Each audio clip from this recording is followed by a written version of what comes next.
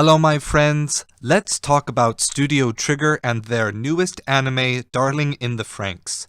Do you remember the first time you were attracted to someone?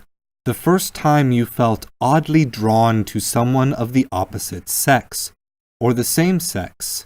Perhaps it was a friend of yours who you began to see in a different light, or someone new that you met on the first day of high school. Chances are you had some point of reference for this feeling, your parents or siblings teasing you for having a crush, or a picture book about a prince and princess. And you realize, oh, this feeling, that's what that is. But what if you had none of these things? No point of reference, no one to guide you through what it means to feel love. Would you be able to handle it? For the characters in Darling in the Franxx, this is precisely the case. They have no frame of reference, and the adults in their lives give no emotional guidance whatsoever. And yet, they find themselves in a situation where expressing their attraction is necessary for their personal survival. For a while now, Studio Trigger has built a name for itself for having extremely dynamic motion, simple character designs that allow for easy transformation, which in turn lend to making those action scenes easier to execute, and for liberal use of stylistic shortcuts. But even more than those, you can always tell a Studio Trigger show by one single image. Tons and tons of X's. X's and X's and X's galore. If shining X's are shooting across the screen like a Gallic gun, you can be sure that you're pulling a Studio Trigger. But as of Darling in the Franxx, their favorite letter has transformed from simple window dressing into a visual metaphor and an important factor in the narrative of the show. And this evolution doesn't come as much of a surprise when we realize that Studio Trigger is no stranger to using its visuals alone to communicate the dynamics between characters. For example, in Kill La Kill, no character was ever drawn with an official size, and deformation away from the character model was more the norm than staying on model. Instead, the size and shape of the characters on screen was used primarily to establish who was dominant in any particular setting. The more dominant or influential a character was in any given scene would be represented by a character's relative size in the shot or their altitude compared to the position of the other character. So, in Darling in the Franxx, what could all these X's actually mean? It will seem obvious once I say it, but these X's are a metaphor for sex.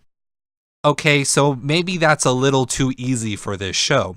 After all, sexual tension and the difficulties that come with learning to create a healthy sexual relationship is used more as an ever-present motif rather than a specific metaphor.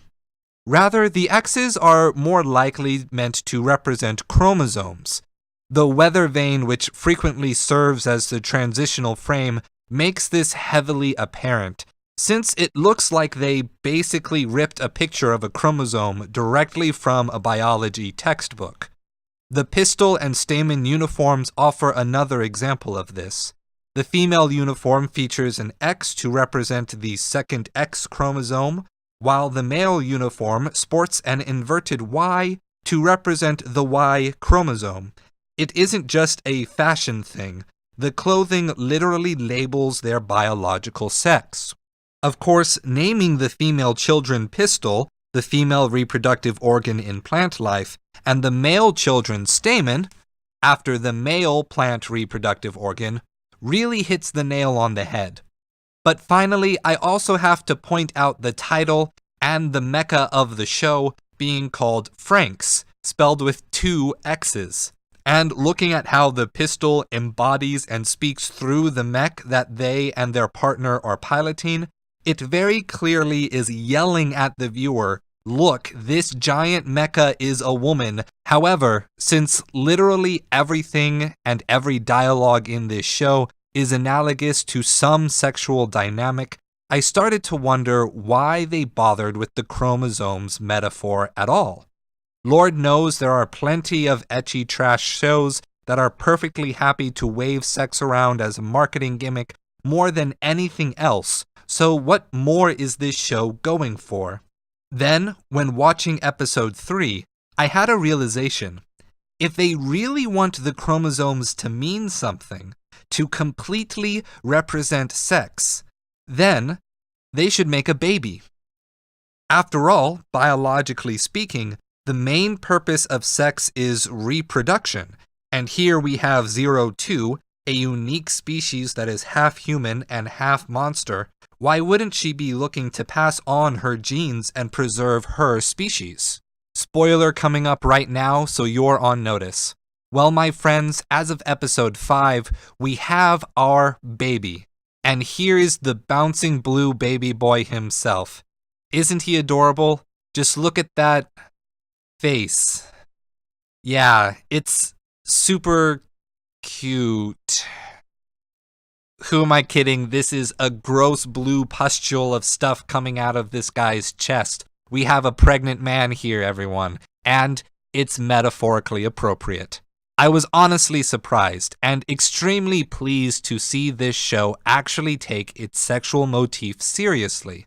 Come the end of episode 6, however, I feared that they were going to drop that entire thread when all of these growths retreated rather than growing fully and becoming something interesting. But thanks to this little baby book during what was an honestly ridiculous obligatory beach episode, those fears have been completely put aside, and I am excited to see where this show takes it. So in the coming weeks, I hope you'll join me as we watch for what exactly will complete this visual metaphor by taking the role of a newborn infant. And there are 24 episodes planned, so there's plenty of time to see where this goes. However, trying not to spoil anything directly, it is interesting to note that this show is finally starting to come out of its shell, so to speak, and tackling different conceptions as it finally gets to building up the world that actually surrounds the context that our mecha warrior team is placed in. Futurist ideas like the hedonist imperative, as well as thought experiments like the pleasure chamber, are starting to make themselves actual realities in this show. So perhaps I will be making another video on this show's commentary on hedonism as the show reaches its conclusion. But regardless, thank you for watching, my friends. If you enjoyed the video, be sure to subscribe for more like it. Also share the video with your friends. I don't pay anyone to advertise, so the only way we can grow is with your help. I hope you'll join us next week, and remember, stay true.